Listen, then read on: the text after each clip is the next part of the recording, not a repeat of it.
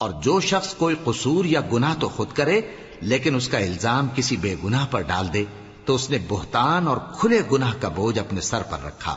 اور اے نبی، اگر تم پر اللہ کا فضل اور اس کی مہربانی نہ ہوتی تو ان میں سے ایک جماعت تم کو بہکانے کا قصد کر ہی چکی تھی، اور یہ اپنے سوا کسی کو بہکا نہیں سکتے اور نہ تمہارا کچھ بگاڑ سکتے ہیں۔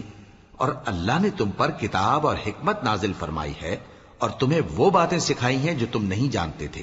اور تم پر تو اللہ کا بڑا فضل رہا ہے۔ ان لوگوں کی بہت سی سرگوشیاں اچھی نہیں،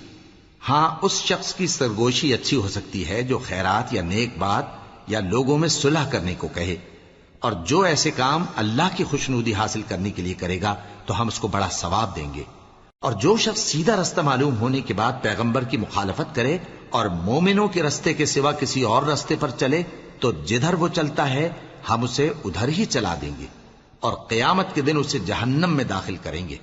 اور وہ بری جگہ ہے۔